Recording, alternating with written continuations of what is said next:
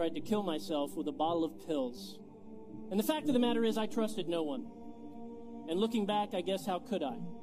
From the time my parents left me, to the time another foster kid raped me, to the time I was bullied so bad, I genuinely could not fathom a world where I could trust anybody.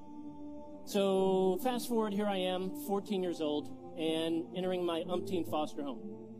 I was a veteran at this whole sort of getting kicked out of one home, moved to the next. You meet these people who were like literally complete and total strangers 10 minutes ago who are now apparently your mom and dad.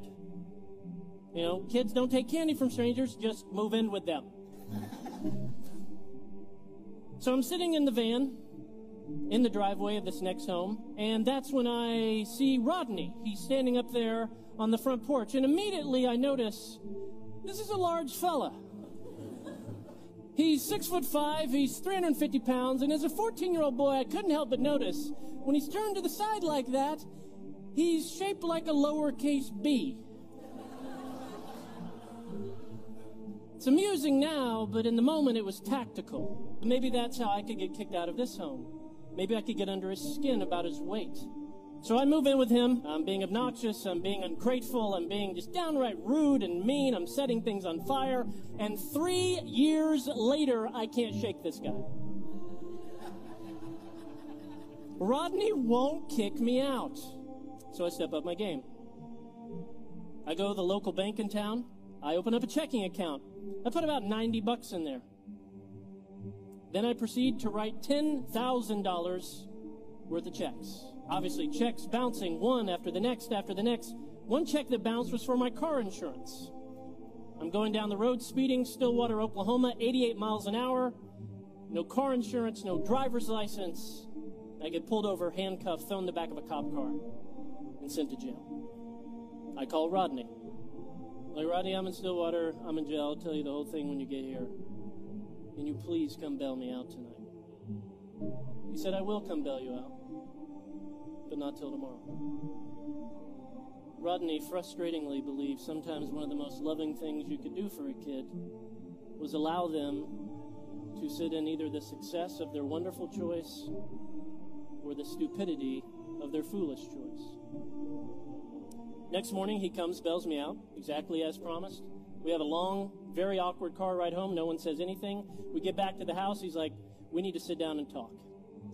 And I knew this moment had finally come.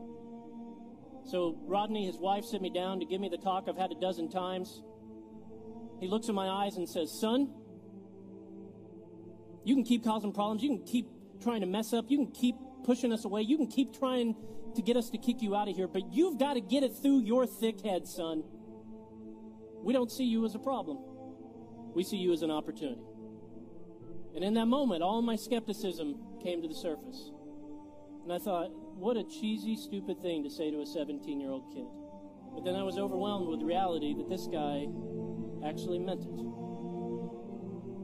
He didn't see what I was, what was on the surface. The obnoxious kid, the ungrateful kid, the kid getting suspended. He saw what I could be. It was genuinely my turning point. Statistically, I am supposed to be dead, in jail, or homeless. But because of one caring adult. I'm not a statistic. Every kid is one caring adult away from being a success. Every child who winds up doing well has had at least one stable and committed relationship with a supportive adult. My friend and mentor, Reggie Joyner, taught me to think about it this way. In this jar are 936 marbles. Each one of these marbles represents a single week from the birth of a kid until that kid turns 18 years old. So, if you know a 9-year-old, you've only got 468 marbles, or weeks, however you want to look at it, remaining. You know a 16-year-old? You got 104 marbles remaining.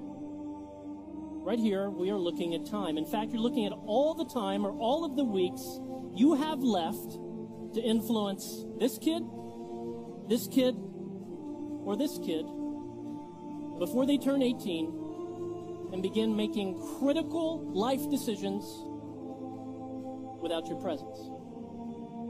The difference between a statistic and a success story is you.